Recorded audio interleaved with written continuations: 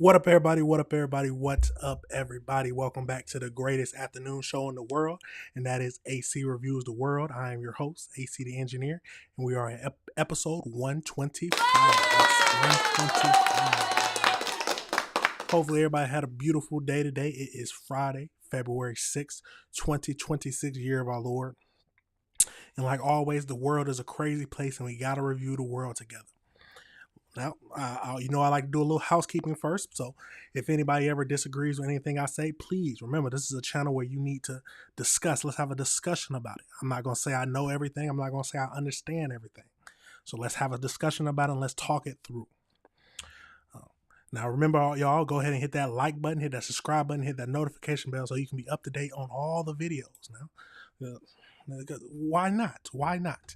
But it is Friday, y'all. It is Friday, the end of the week. Hopefully everybody had a good week, worked hard. If you got to work over the weekend, hey, go make that money. But today is the last day of work for me for the week. So you know how I feel. But this is a channel where we meet Monday through Friday, starting around 6 o'clock, where we go over 4 topics. 4 topics that I found that we need to review together. And you know how I like to do it? I like to jump right into it. Let's jump right into it. How Future say, let's have a sensational show today. Now, the first topic we got to go into it. I know everybody's seen it. Everybody's probably talking about it, but we got to go over to Trump and his apparent racist video that he reposted on Truth Social, his social media network or social media platform. We got a few videos to look at, and then we'll actually see what the video was and give our own thoughts on it. What do you think? And hey, go from there. But let's get into it. We got a few videos to look at, but let's see what we can make of this whole crazy situation and see how we feel about it. But let's jump into it. Oh, hold on. See, I'm doing stuff backwards now. It's Friday. I'm getting a little out of control. Let's get into it. And the White House is responding to criticism after President Trump posted a video that includes a racist meme depicting former President Obama and his wife Michelle as apes. Now the Senate's only black Republican senator is responding and calling out the White House.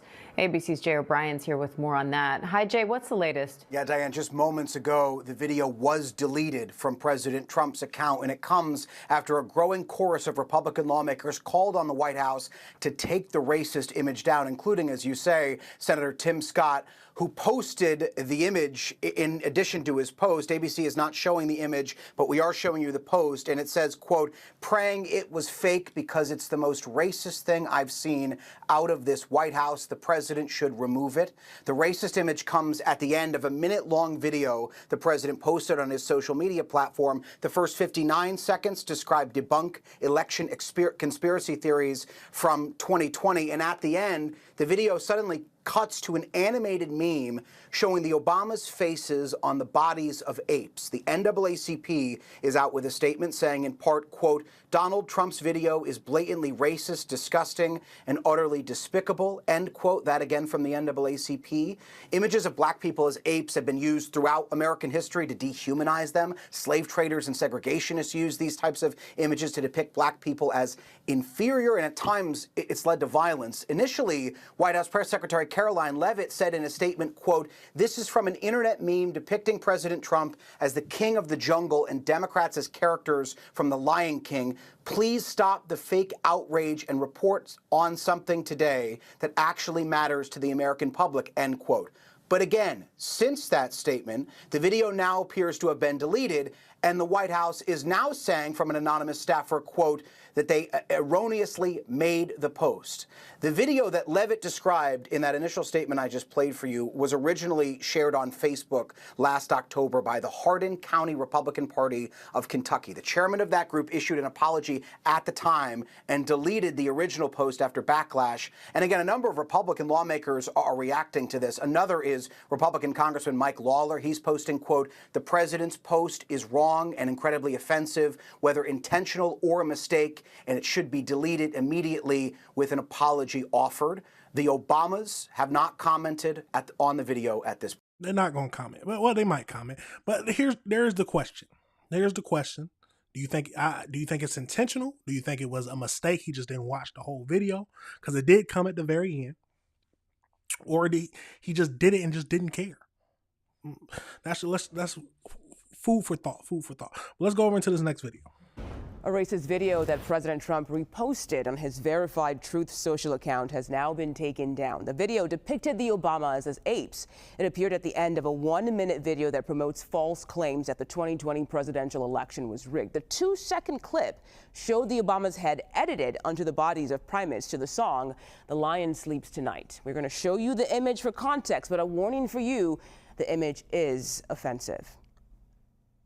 And there it is on your screen there. Reminder, this post has now been deleted from the president's Truth Social website. Okay, joining us now. You see that? 3.66 likes. Now is CBS News White House reporter Olivia Rinaldi. 3.66K, I mean. Olivia, how is the White House responding to this? Well, Mugo, it's good to be with you. The White House is now saying that post is taken down, and now they are blaming a White House staffer who erroneously made the post and saying it's been taken down. That obviously raises a lot of questions. Yeah, hold on. Before we get into the video, let me say something. So they you know how they came out quick with the press secretary, Caroline. She immediately said that meme is from a Lion King saying that he's the king of the jungle. It depicted several Democrats. I didn't see several Democrats, but they immediately tried to spin it. Why? Because that's their job. That is their job. They're just like they love to put something out there quick, just a statement, but it ends up backfiring on them. Let's go into it. One being, which staffer has access to the president's Truth Social account, and why are they posting this at 11:45 at night and reposting this?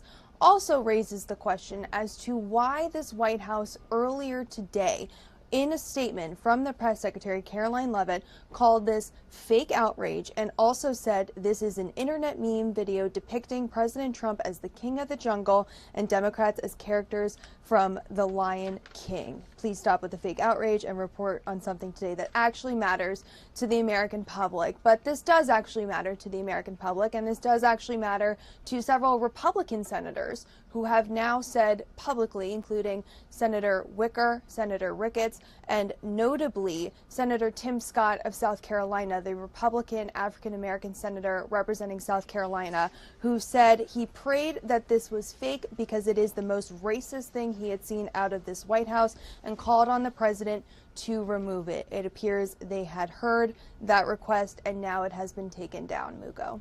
Yeah, Olivia, I think it's important to note that this is not the first time the president has posted a meme or a video that some might consider offensive or racist. There was that meme of House Minority Leader Hakeem Jeffries where he had a sombrero and also had a mustache. And Jeffries did not specifically address that post, but have we heard from the Obamas at all about this?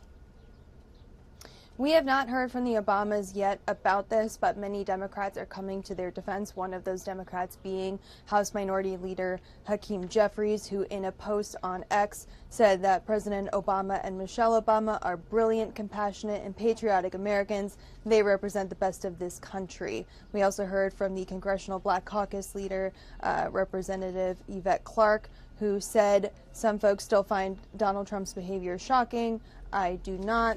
She goes on to say that as the scandals continue to escalate and President Trump continues to lose a little lucidity that remains with him, that he would retreat deeper into the sewers of racism and ignorance. We also heard from Governor Gavin Newsom, who was also in the video. I should note that when Caroline Leavitt and the White House responded to our inquiry this morning about the video, they sent us a link to the full video on X that was originally posted, and it included a photo of Governor Gavin Newsom in there, and he called it disgusting behavior by the president. Every Republican must denounce this now, and there was a growing chorus of Republicans who did denounce it. Mugo?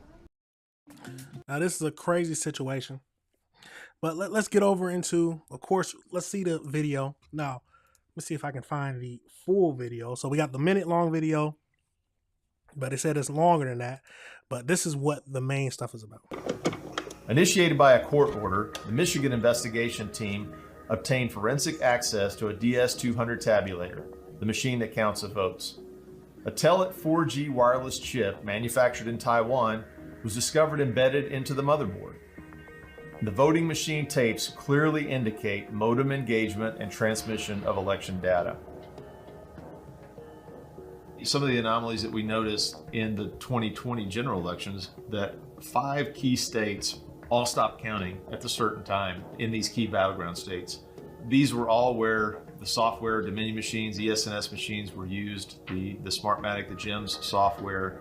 So when the vote stopped counting, and this has been noted in other countries as well, President Trump was significantly ahead. When reporting and counting resumed, there was a massive spike occurred that favored Joe Biden.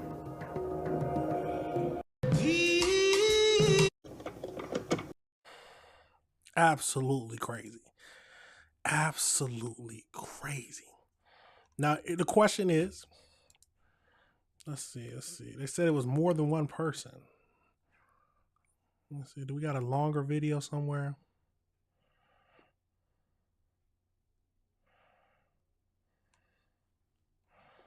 They said Gavin Newsom was in it too. I haven't seen that video. If you've seen it, please let me know and send it to me.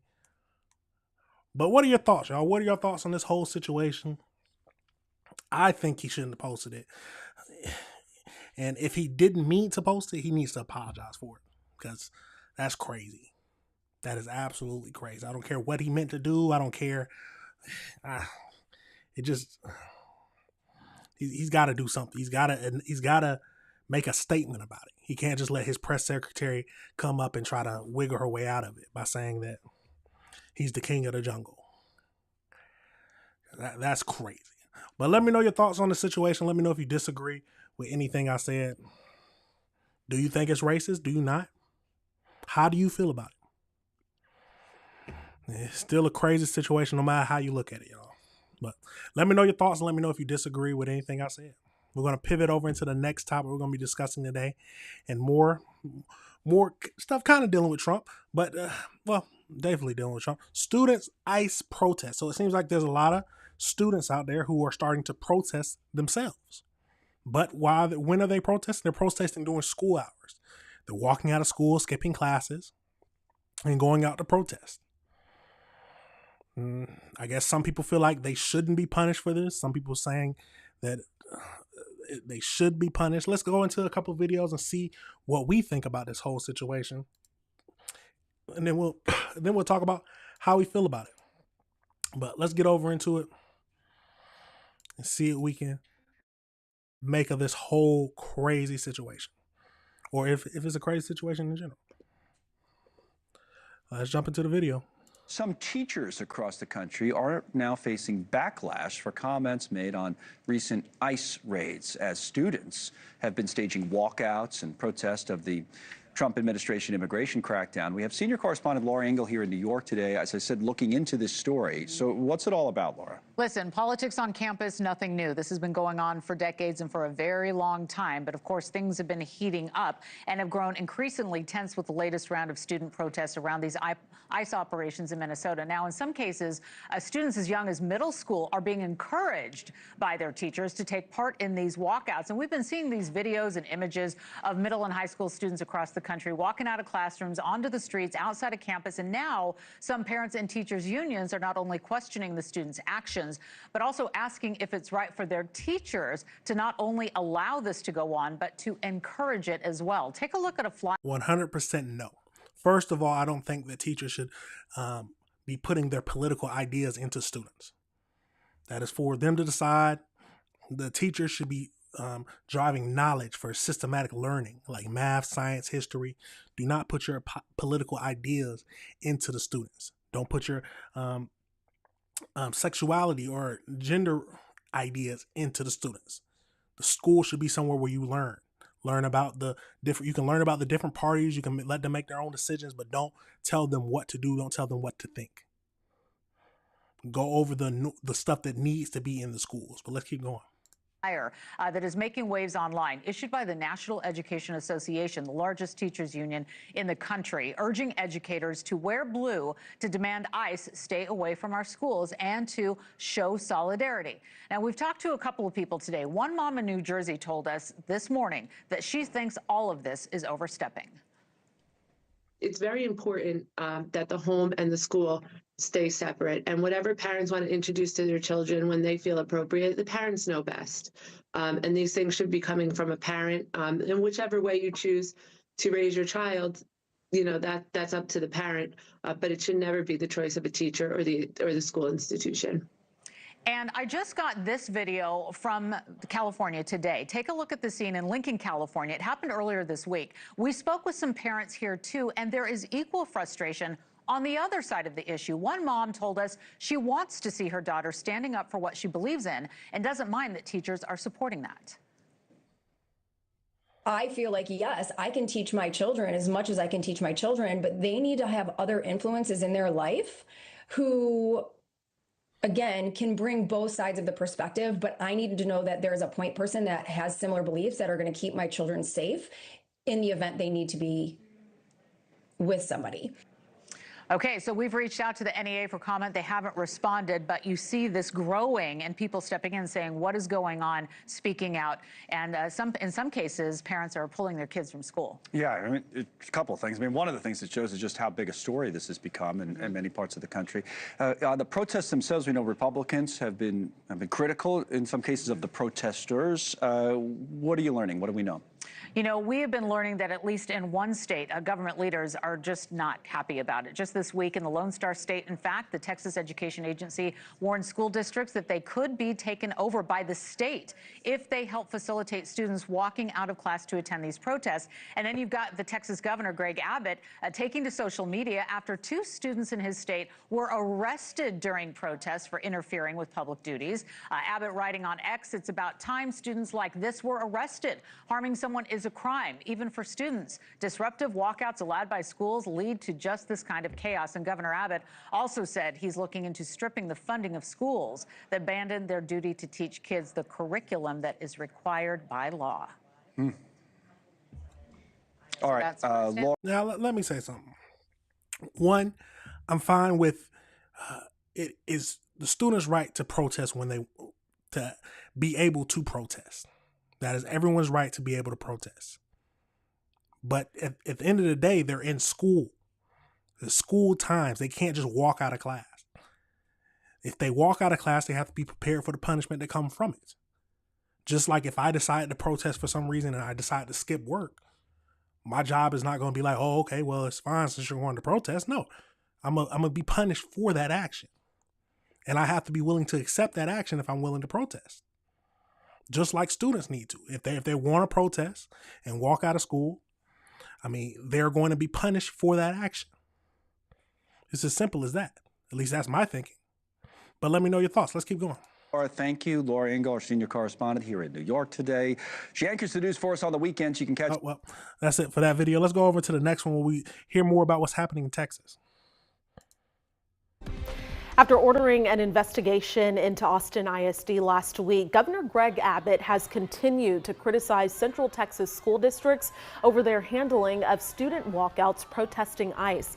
On Tuesday morning, he posted in response to a story about two minors arrested in Kyle during a school walkout, citing it as another reason he's looking to strip funding from schools that allow students to walk out. This is despite Kyle police saying the arrests were unrelated to the walkout. Thank you so much for joining us. I'm Jennifer Sanders. And now Daniel Marin, State Capitol reporter Adam Schwager is following the story. Governor Greg Abbott taking to social media Tuesday morning to comment on the arrests of two minors at a walkout of Hayes CISD students Monday. Students were protesting immigrations and customs enforcement raids after the deaths of Renee Good and Alex Preddy in Minnesota. Quote, it was about time students like this were arrested, Abbott said, continuing, quote, schools and staff who allow this behavior should be treated as co-conspirators and should not be immune for criminal behavior. First of all, I am sick of Governor Abbott using Hayes CISD as a prop in his attacks on public schools. Democrat Erin Zwiener represents most of Hays County in the Texas State House. She feels the governor's statement is misleading. My understanding is that incident was a student who had alcohol, something you're not allowed to have as a minor. In a statement, Kyle police said the arrests were not related to the walkout. 17-year-old Ayan Moladina, the federal policy director for students engaged in advancing Texas, says these protests are a constitutionally protected right. Students have the fundamental right to walk out of class, to show their solidarity with their peers who are being kidnapped and detained, and to protest against the unlawful and immoral actions of the administration.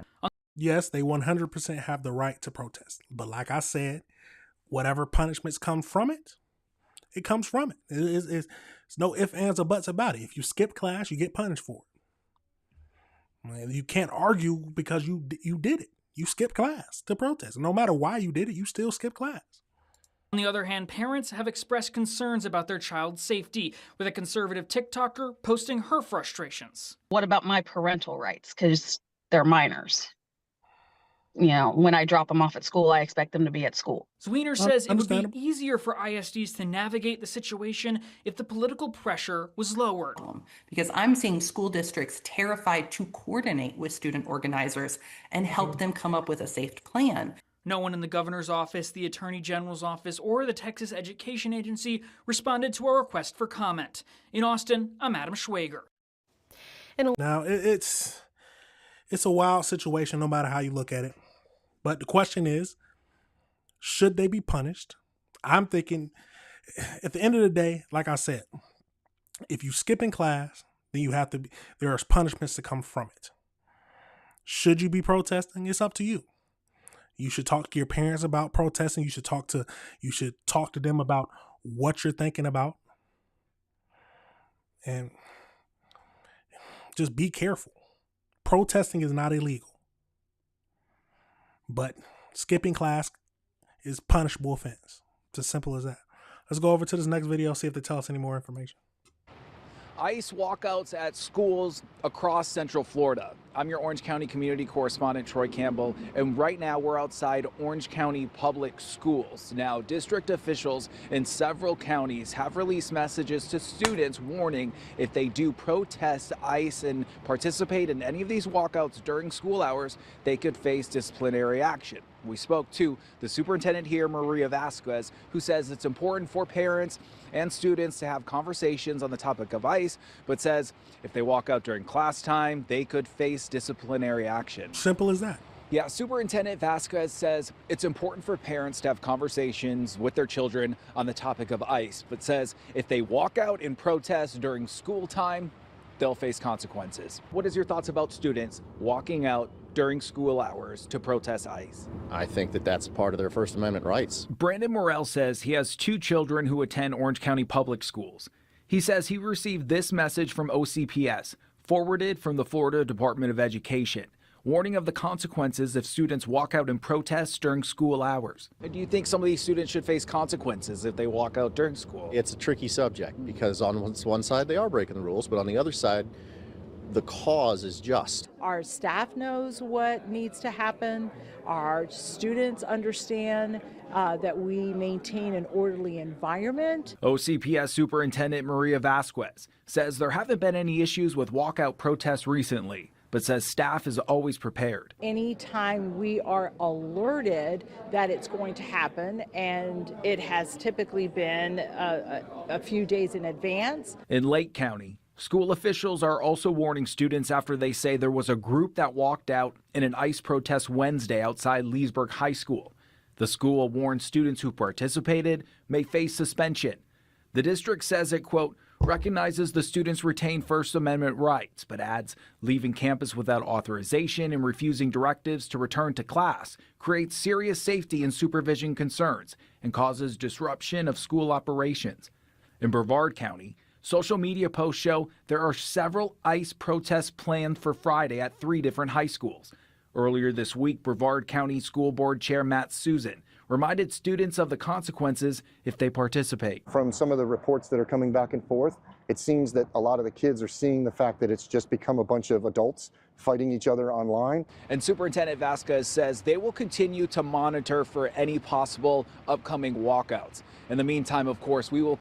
It's at the end of the day, the students need to talk to their parents about this stuff. If you want to go out and protest, which is your right to do, talk to your parents about it. Hear their opinion. Let them talk to them about your opinions. And if they're, I wouldn't say it. Well, you should listen to your parents if they don't want you going out to protest, especially if you're a young child, middle school age and stuff like that. You should listen to them. But you're a high school, 18 years old, 17, 18, and you want to go out and protest. As long as you're doing safely, you're not trying to fight the police or anything like that, I'm perfectly fine with you protesting. But you cannot do it during school hours. Why? Because you will risk punishment or some kind of suspension. And you're just ruining, possibly, because if you walk out too many times, they're going to mark you absent. And too many absences makes you repeat the year. At least that's how it was when I was in school. But at the end of the day, they're making a choice. Is it a right choice? I don't know.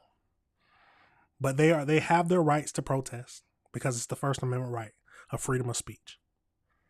But they have to be prepared for the punishment. That's anything, no matter what it is, the freedom of speech, you are allowed to say what you want, but you have to be prepared for the consequences.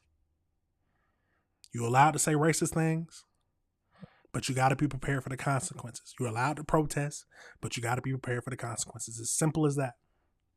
It's as simple as that. But let me know your thoughts on this whole situation, y'all. Let me know if you disagree with anything I said. How do you feel about it? Are you fine with your kid going out and protest? No matter what the reason they're protesting, are you fine with them going out and protesting? Would you be fine with them cutting school and leaving school? So the main thing is, I don't think that the teachers should not be encouraging them to walk out. That is completely not what teachers should be doing. The teacher is there to teach them the curriculum. Curriculum?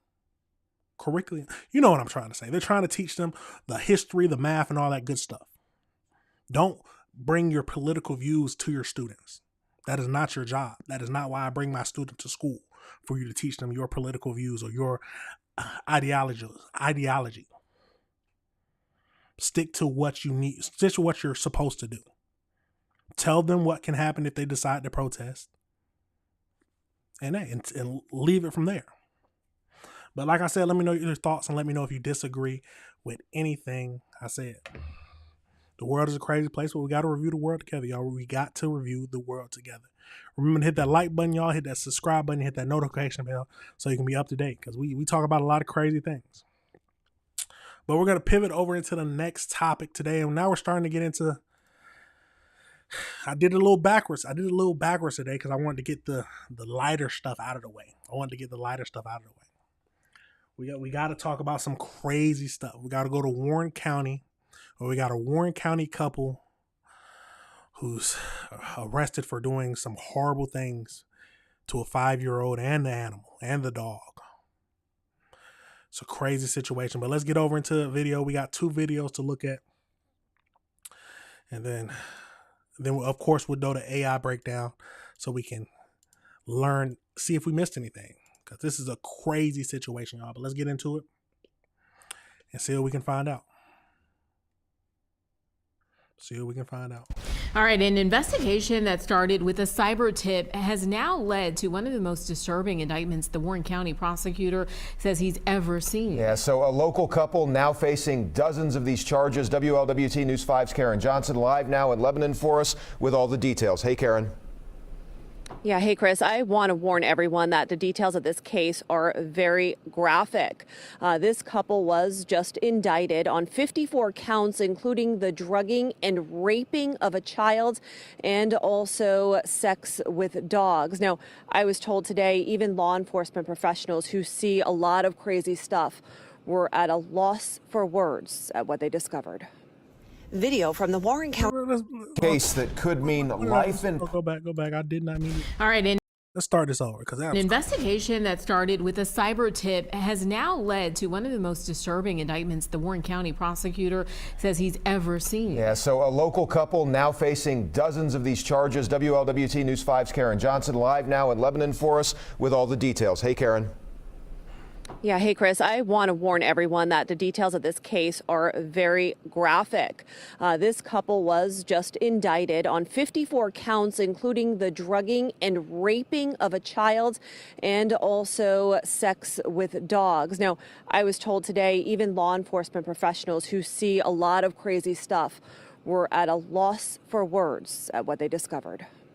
Video from the Warren County Sheriff's Office shows Friday's arrest of 43-year-old Erica Grove and all right, we're going to walk back here a little bit. The arrest of her boyfriend and former reality show star that features swingers, Tony McAllister. He was taken into custody a month ago on child pornography charges. But they also uncovered videos of McAllister and Erica Grove, who was his girlfriend, engaging in various types of sexual conduct with 2 dogs. Detectives continued the investigation. And ultimately were bestiality? Able to uncover evidence that Grove and McAllister were drugging a female child that was under the age of 6 years old, specifically for the purposes of raping her as well as engaging in other sexual conduct with her. Put him under the jail. Put him under the jail. There are some monsters in this world, y'all. There are some monsters in this world. That prosecutor David Fornshell says left law enforcement professionals speechless. They drugged the girl specifically to rape her. It's just hard to process. I mean, when you see what these people are capable of. The case was presented to a grand jury on Friday, the same day the Warren County Sheriff's Office executed a search warrant at Grove's home on Lavender Way in Morrow. It's the first time in 15 years before we presented evidence to the grand jury that I went into the grand jury and specifically apologized to them for what they were going to see and hear. The couple was indicted on a total of 54 counts, including rape and corrupting another with drugs. And the couple, they are scheduled to be arraigned here in Warren County on Wednesday. Reporting live in Lebanon tonight, Karen Johnson, WLWT. There are some people in this world who shouldn't be here. I'm going to say it like that. But let's get over into this next video. Case that could mean life in prison for a Warren County couple moved forward today in court. That's right. That's what I like to hear. Life in prison without the possibility of parole. Tony McAllister and Erica Grove are accused of sex crimes. During their arraignments today, attorneys revealed new details about their lives. And WLWT News 5's Karen Johnson was in the courtroom. She joins us live from Lebanon with more. Hi, Karen. Well, hey, Ashley, again, I want to warn our viewers that many of you may find these allegations disturbing and graphic. Tony McAllister and Erica Grove were indicted this week on a total of 54 counts. Well, they were each arraigned today separately as there is a no contact order in place. 2 defendants. We would enter a plea of not guilty. 2 court appearances. Erica's plea is not guilty today, Judge. And a case that could carry life sentences if convicted. Pop a squat for me. The arrests of Tony McAllister and Erica Grove were captured on police body and dash cameras. They're each accused of drugging and raping a 5-year-old child. They're also accused of having sex with dogs. Today, the public got a glimpse into Grove's defense. Erica is in fact a victim here. She herself is a victim of her ex-boyfriend, Tony McAllister. Defense attorney Ed Perry says his client never sexually abused a child and even passed a polygraph. But he says she may have been coerced into participating in other activities. As for graphic messages the state may use as evidence, oftentimes those messages were attempts to cope with a very difficult situation, being a victim as she was, and or to placate her abuser, again, Mr. McAllister. When arguing for low bond, Perry talked at length about Grove's past as a nurse anesthetist, a retired U.S. Army major with a list of commendations. She was also selected to serve in the White House Medical Unit, providing critical care and non-critical care to both the first and second families. Less was made public about McCollister. He is on Social Security disability. He has no real record to talk about it. We do know he starred in the short-lived Swingers reality show that was filmed in Warren County, Neighbors with Benefits. And today, prosecutors asked for a high bond, a $1 million bond. Judge Robert Peeler ended up setting bonds at $250,000 each. They are allowed to post 10%, but if they do post bond, there are no contact orders. They cannot have any contact with young children or animals, and they will be given a curfew. Reporting live in Lebanon tonight, Karen. There are some sick individuals in this world, y'all. Some truly sick individuals. Let's go over into the AI breakdown because we there's got to be. Let's see if there's more information about this because this is a crazy world. So Tony and Erica are currently facing high profile criminal charges in Warren County, Ohio, involving extremely severe allegations of child abuse and bestiality. The case gained significant attention due to the horrific nature. So Tony previously appeared on the 2015 A&E reality show Neighbors with Benefits. Erica, his girlfriend, her defense attorney, noted that she was a retired U.S. Army major and a former nurse anesthesiast who previously served in the White House Medical Unit. The couple was indicted in February 2026 following an investigation that began in mid-2025. The investigation was triggered by a tip from Google to the National Center for Missing and Exploited Children regarding child sexual abuse material. So the prosecutor alleged the couple drugged and raped the female child under the age of 6.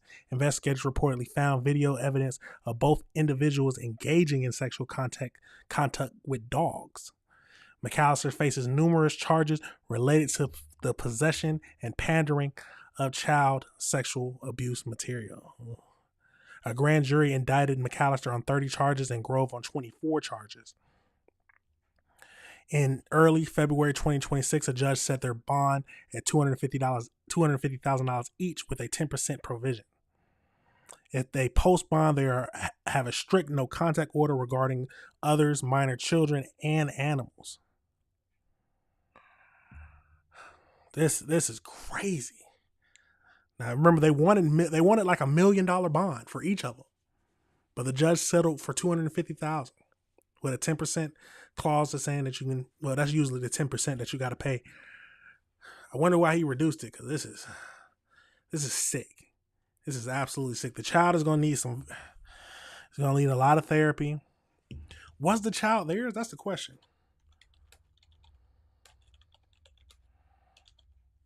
Was the child their daughter?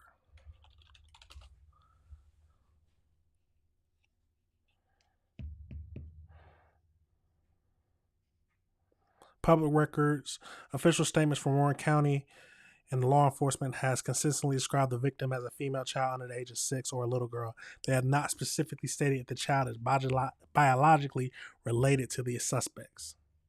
In Ohio, law protecting the identity of the juvenile victim are strict. Identifying the child as their daughter or stepdaughter would effectively identify the minor to the public.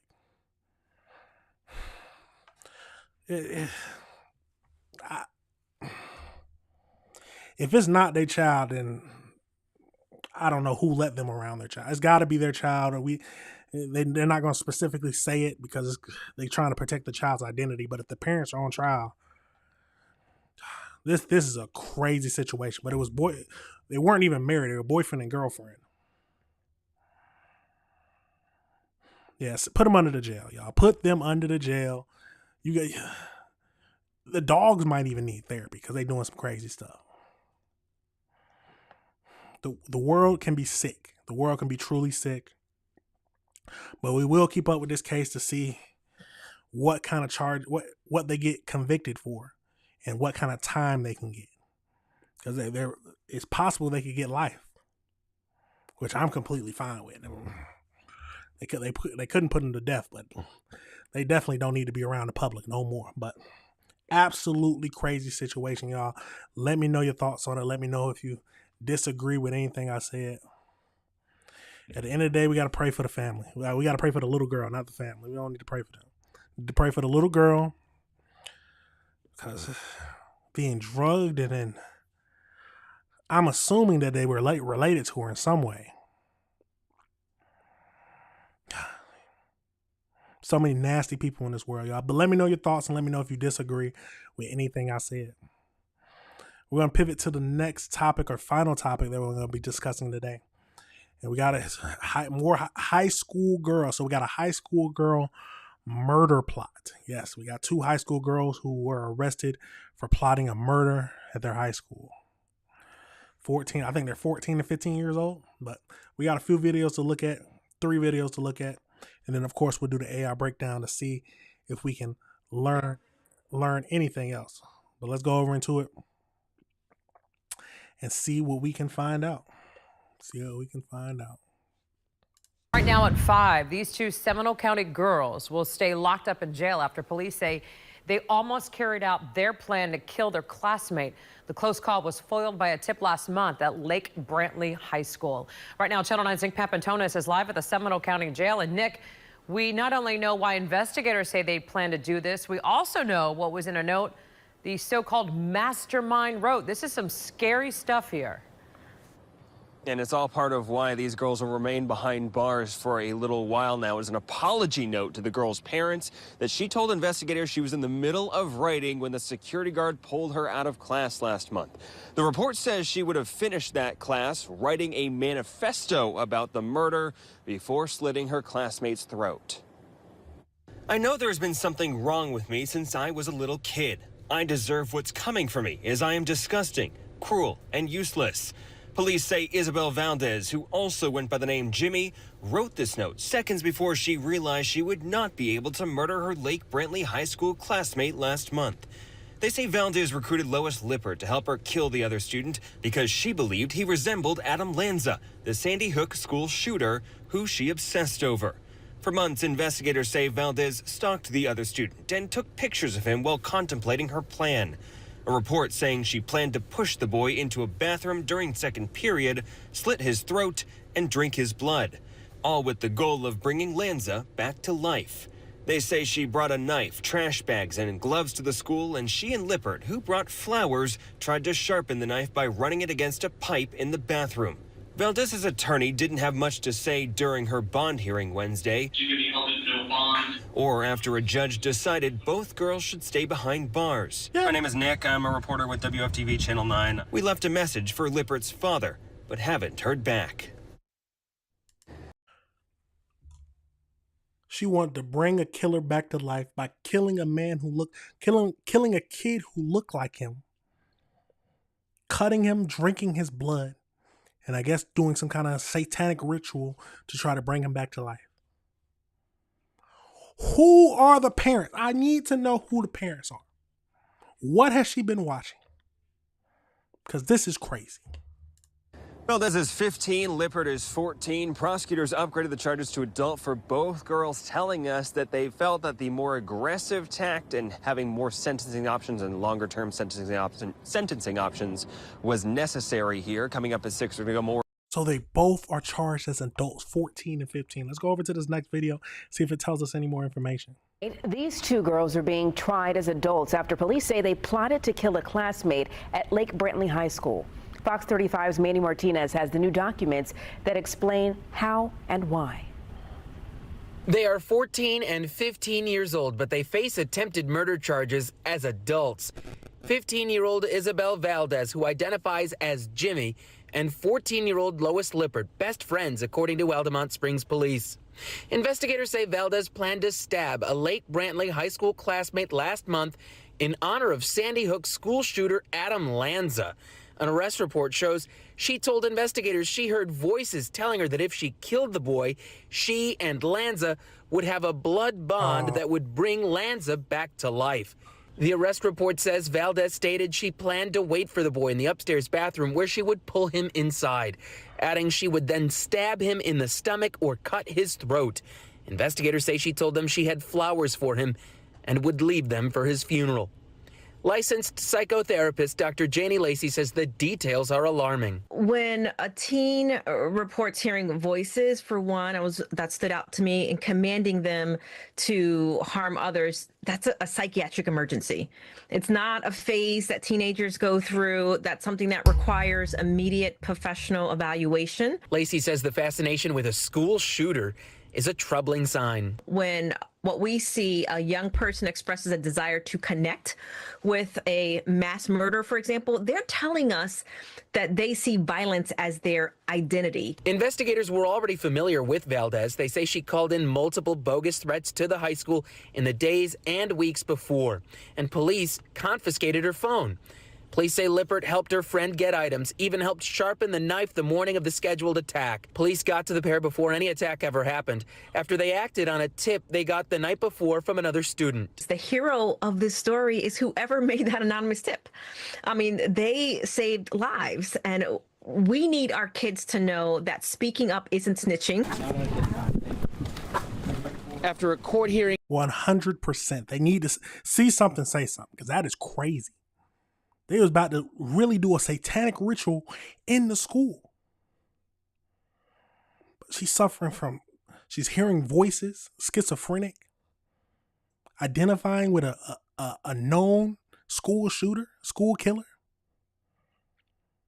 If anyone can say they got mental problems, it's her.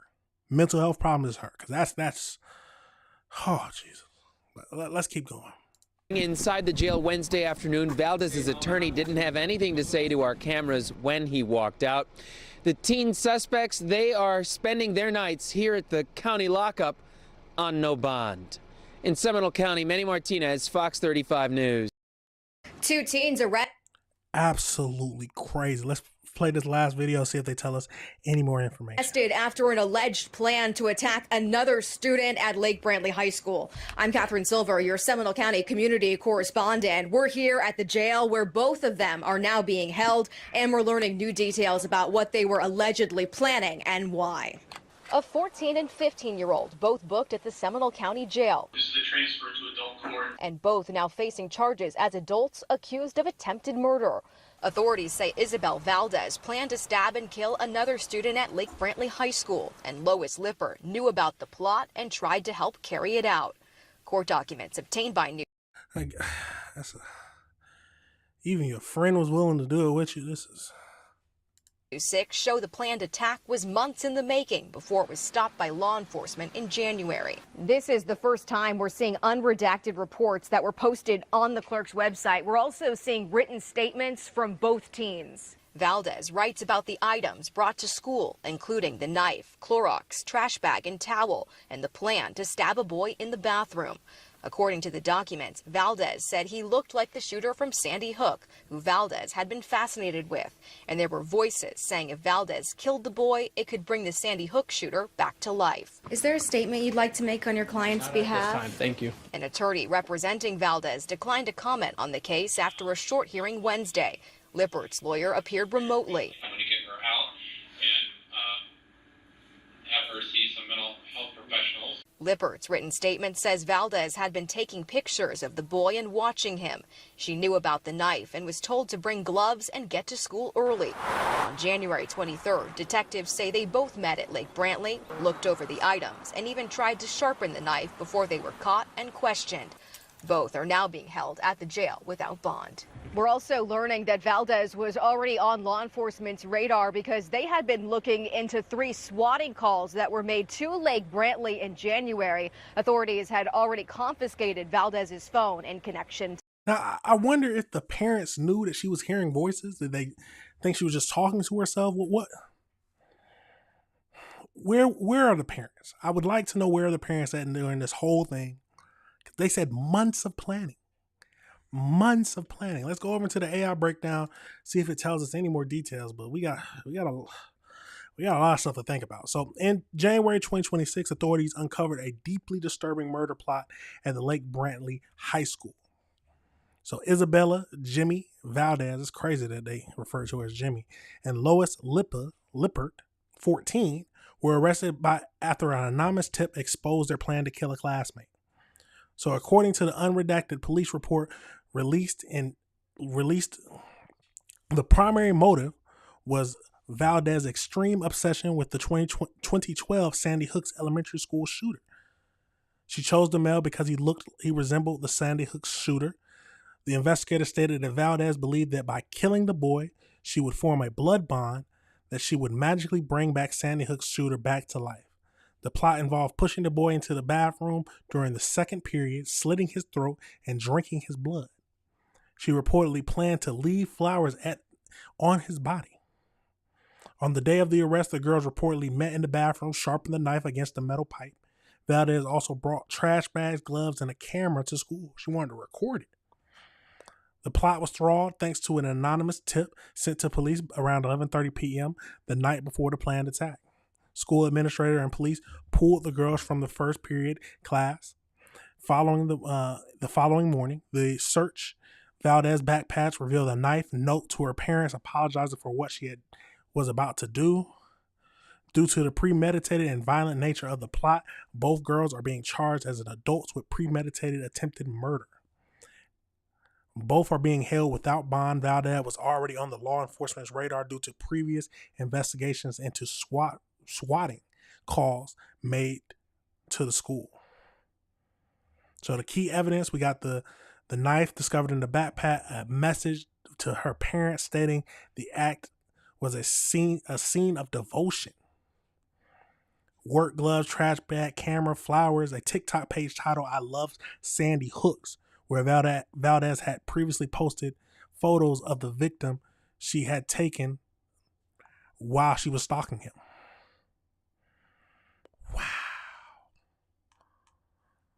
Wow. Yeah. She needs help. She definitely needs help. Now, I've said this before. If she's planning, luckily she didn't do anything, but she needs a lot of help. And she has to be punished. I mean, mental health case or not, something needs to be done. I don't know if she needs to stay in a mental health facility for a long time, for however much time she would have, for attempted murder, however much time she needs to have, but that's a 14 and 15-year-old obsessed with the Sandy Hooks school shooter, and wanted to do a blood bond. Wanted to stab the kid just because he looked like him. Stab him, slit his throat, drink his blood, and then lay flowers on the body. I would like to know if the parents, where are the parents at? Did they know about this? Did they know that she was having mental issues? This just goes to show you need to be in your kids' lives. Talk to them. See what they're going through. See what their obsessions are. Because every kid's got some kind of obsession. Could be video games, could be something like that. But if your child is obsessed with a serial killer or a school shooter, go get help before they do something crazy. Absolutely crazy situation, y'all. Let me know your thoughts and let me know if you disagree with anything I said. But that is it for the show today, y'all. We talked about some crazy things. We always do. But like I always say, if you disagree with anything I say, please leave a comment. Let's talk about it. Let's have a discussion. I'm not going to say I know everything. That is why I need y'all to tell me. Talk about it. It's a crazy world, but we got to review the world together, y'all. We have to review the world together. Now remember, y'all, hit that like button, hit that subscribe button, and hit that notification bell so I can keep providing y'all with these videos. That's all I need. That's all I need y'all to do to show your support is to hit that like button, hit that subscribe button, and hit that notification bell. The world is a crazy place, and we have to review it together. Now remember, this is AC Reviews the World, and I am your host, AC the Engineer. And these videos will be broken down, but you already know I gotta play that outro. That's it for now.